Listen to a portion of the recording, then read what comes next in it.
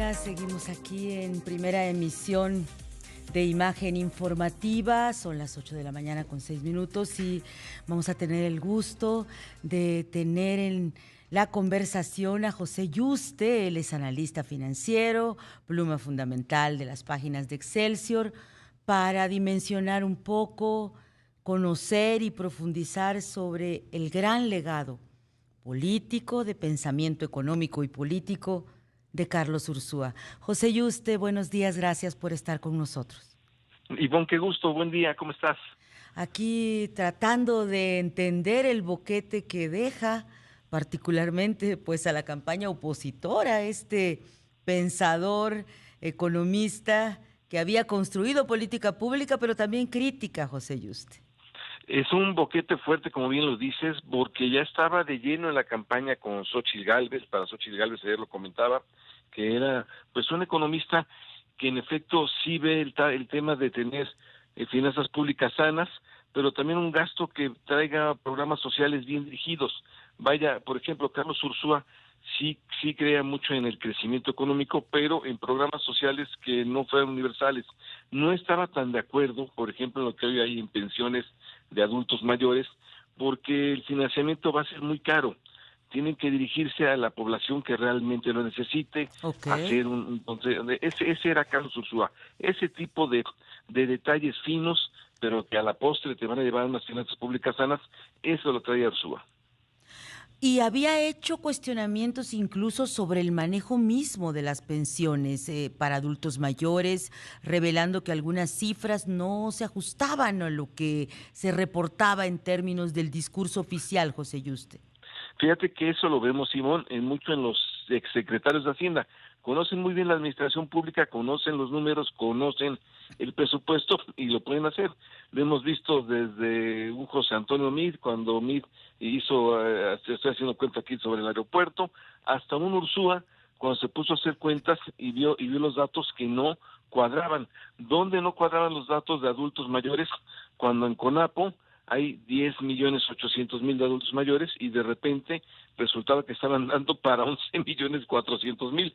¿De dónde salían los 600.000 más adultos mayores? Y le preguntaba a Hacienda, ¿de qué mundo los trajiste? Le preguntaba a Hacienda. Y obviamente, pues esa es una forma de dar dinero donde no lo hay. O sea, hay 800.000 adultos mayores fantasma, pero pues el dinero estaba ahí. Eran más de 17.000 millones de pesos que hasta la fecha no se sabe dónde quedaron.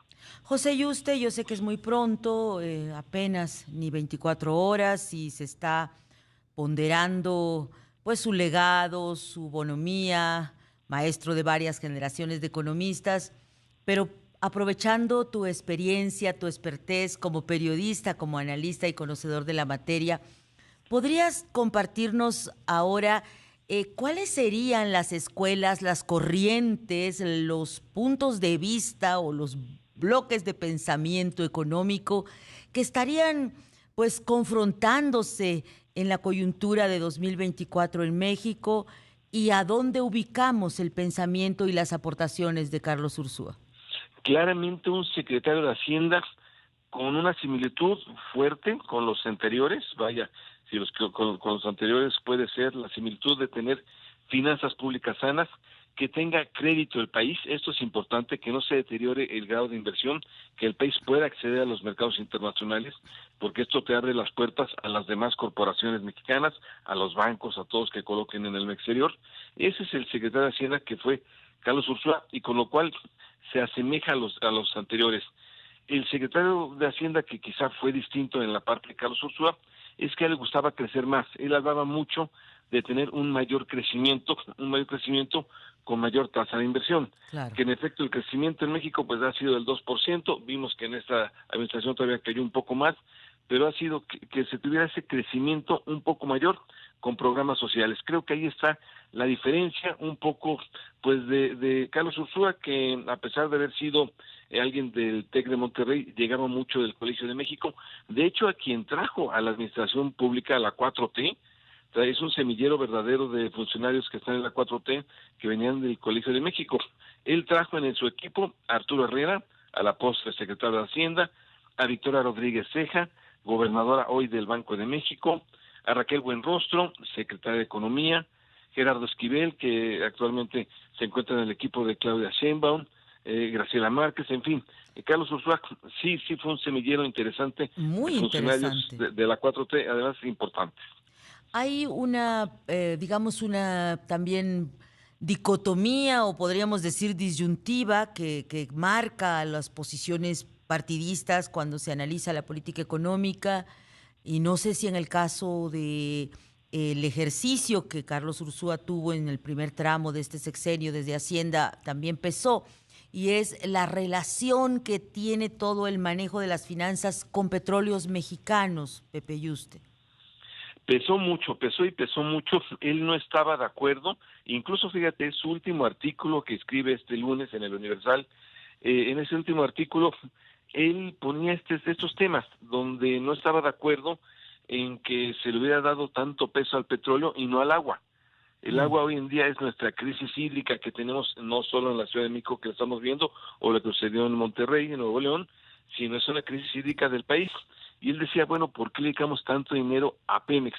Ya no estaba de acuerdo en regresar a ese Pemex obeso, que bueno, lo hemos visto el resultado sexenal, es un Pemex totalmente endeudado, que no puede cubrir ya ni siquiera su propio endeudamiento, que le tiene que ayudar el gobierno, que le tienen que perdonar impuestos con estos derechos de utilidad compartida durante 4 meses. Entonces es un Pemex prácticamente quebrado y él ya no estaba de acuerdo con eso. Así que desde el principio del sexenio se notaron las diferencias que traía Ursúa con el presidente López Obrador, que eran cada vez más notables, la del Plan Nacional de Desarrollo, de tener un plan que no fuera ideológico, sino más bien con metas, la del aeropuerto de Texcoco, no cancelarlo, que iba a afectar a finanzas públicas y a la confianza, la de Alfonso Romo, no tener un empresario activo, porque había conflicto de interés dentro del gobierno y dentro de las decisiones a más alto nivel. Así que Carlos Ursúa, desde el principio, en esos 7 meses que estuvo a cargo de la Secretaría de Hacienda, fue bastante importante, puso un hasta aquí, y bueno, pues se separó del presidente López Obrador. Recuerdo que con la separación se da en un contexto donde el presidente ya había declarado en la conferencia mañanera cómo y por qué le cambió la presentación del Plan Nacional de Desarrollo cuando se envía a la Cámara de Diputados, Pepe Yuste, diciendo que no le gustó la redacción, que tuvo que hacer otra el presidente porque aquella pues se parecía demasiado a la de los secretarios anteriores y a la de los reportes que se mandaban, ¿no? Lo recuerdo muy bien, Ivonne, y fue tal cual. Lo que presentó el presidente López Obrador no era un plan nacional de desarrollo, era una suerte de texto antineoliberal, muy ideológico, pero eso no era un plan nacional de desarrollo.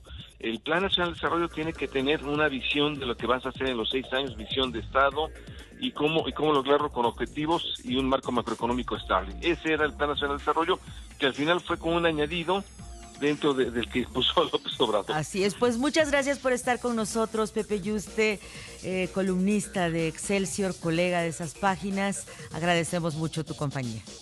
Al contrario, Ivonne, muy buen día, gracias.